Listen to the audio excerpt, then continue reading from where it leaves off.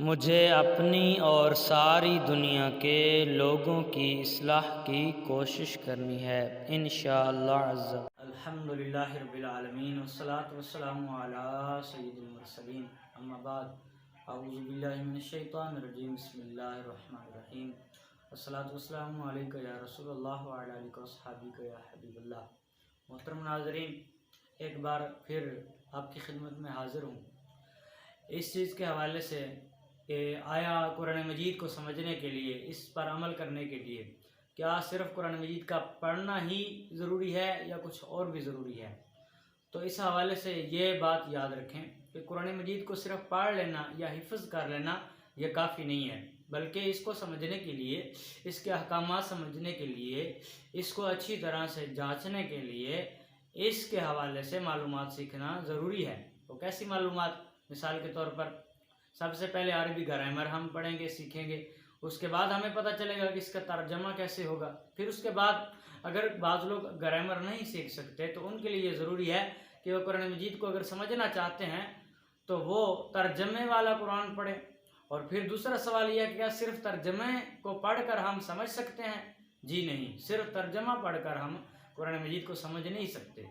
بلکہ اس کے لیے ہمارے لیے ضروری یہ ہوگا کہ ہم ترجمے کے ساتھ ساتھ تفسیر کو بھی ہم سیکھیں گے اور پڑھیں گے کہ اس آیت کی تفسیر کیا ہے، اس آیت کی تفسیر کیا ہے، اس آیت کا شان نزول کیا ہے، اس آیت کا شان نزول کیا ہے، یہ آیت کس موقع پہ نازل ہوئی تھی، کیوں نازل ہوئی تھی، اور ناسخ کون سی ہے، منسوخ کون سی ہے، اور محکم کون سی ہے، متشابہ کون سی ہے۔ اس کے حوالے سے ہمیں معلومات سیکھنی پڑیں گی۔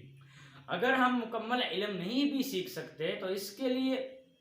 ہمیں کوئی ایسی تفسیر ایک منتخب کر لینی چاہیے جو کہ اہل سنت و جماعت کی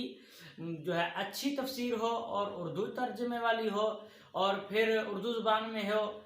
چونکہ ہمارے ماحول میں، ہمارے پاک و ہند میں، پاکستان میں، انڈیا میں زیادہ اردو زبان عام رائج ہے۔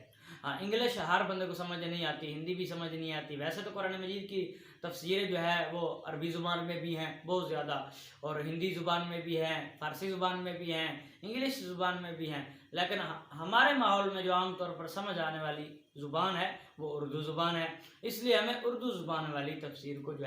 اس کو پڑھنا پڑے گا، اس لیے ہمیں صحیح معنوں میں اس کی سمجھ آئے گی۔ قرآن مجید کی تفسیر یہ صرف آج کے دور میں شروع نہیں ہوئی، یہ نبی پاک علیہ السلام کے مبارک دور سے شروع ہے، اور اس کے جو خلاصتاً دور ہیں تفسیر کرنے کے قرآن مجید کے، کہ قرآن مجید کی تفسیر کب سے شروع ہوئی، اس کے مشہور 4 دور ہیں۔ پہلا دور قرآن مجید کی تفسیر کس نے بیان کی؟ پہلا دور یہ ہے کہ نبی پاک علیہ السلام پر جب قرآن مجید اترتا تھا، جبریل امین آیتوں کو لے کر حاضر خدمت ہوتے تھے، اس وقت اس کی تفسیر نبی پاک علیہ السلام خود بیان فرمایا کرتے تھے، اور صحابہ کرام جو تھے وہ خود عربی زبان والے تھے، اور وہ فصاحت اور بلاغت کو، عربی کی اس زبان کو، لہجوں کو کئی حد تک سمجھنے والے تھے، لیکن پھر بھی بعض احکامات قرآن مجید کے جو ان کی سمجھ میں نہ آتے، نبی پاک علیہ السلام ان کو خود سمجھاتے، ان کو اس کا راز عطا فرماتے، آیتوں کا، ان اللہ تعالیٰ کے حکموں کا اندر والا راز اور اس کا حکم بیان فرماتے۔ پھر دوسرا دور یہ پہلا دور ہے کہ نبی پاک علیہ السلام خود تفسیر بیان فرماتے۔ دوسرا دور کہ قرآن مجید کی تفسیر، دوسرا دور اس کا کیا ہے؟ دوسرا دور یہ ہے کہ جب نبی پاک علیہ السلام بظاہر انتقال فرما گئے، اس کے بعد صحابہ کرام کا دور آیا۔ صحابہ کرام علیہم رضوان اجمعین، ان میں بڑے بڑے مفسر تھے جو قرآن مجید کی تفسیر بیان فرمایا کرتے تھے، اور مشہور مفسرین جو صحابہ کرام میں سے ہیں ان کے نام بھی بڑے مشہور ہیں۔ جیسا کہ میں بتا رہا تھا کہ مشہور مفسرین صحابہ کرام میں سے کون کون سے تھے؟ جناب عثمان غنی، جناب مولا علی، حضرت عبداللہ بن عباس، عبداللہ بن مسعود، حضرت ابی بن کعب، حضرت زید بن ثابت، حضرت عبداللہ بن عمر بن عاص، حضرت ابو موسیٰ اشعری، اور حضرت ابو درداء رضی اللہ تعالی عنہم۔ یہ سب کے سب صحابہ کرام قرآن مجید کی تفسیر کو بیان کیا کرتے تھے اور اس کی تشریح کیا کرتے تھے آیات کریمہ کی۔ پھر تیسرا دور آیا صحابہ کرام کے بعد، وہ دور تھا تابعین کا۔ تابعین میں سے کثیر تابعین جو تھے وہ قرآن مجید کی تشریح فرمایا کرتے تھے، اس کی تفسیر بیان کیا کرتے تھے۔ اور اس کے بعد چوتھا دور جو تھا وہ تبع تابعین کا، جس میں اموی خلفاء، عباسی خلفاء جو تھے، ان کے دور میں تفسیر قرآن پر بہت زیادہ کام ہوا، بہت ہی زیادہ، یعنی جتنا پہلے 3 ادوار میں ہوا، پہلے 3 دوروں میں ہوا قرآن مجید کی تفسیر کے حوالے سے کام،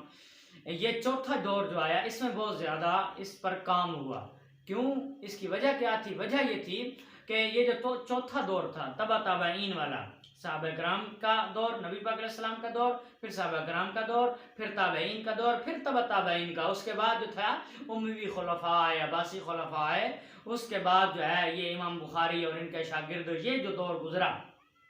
اس دور میں مفسر قرآن جو تھے وہ کثیر تعداد میں تھے، بہت زیادہ تشریح فرمانے والے محدث مفسر موجود تھے،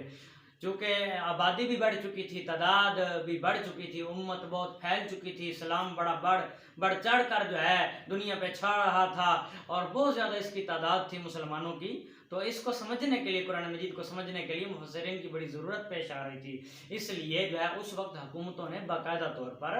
مفسر قرآن جو تھے ان کو وظیفے دے کر ان کو قرآن مجید کی تشریح کے لیے جو ہے نا منتخب فرمایا۔ اس دور میں بڑی تشریحات لکھی گئی اور اب بھی لکھی جا رہی ہیں اور قیامت تک لکھی جائیں گی، جیسا کہ اب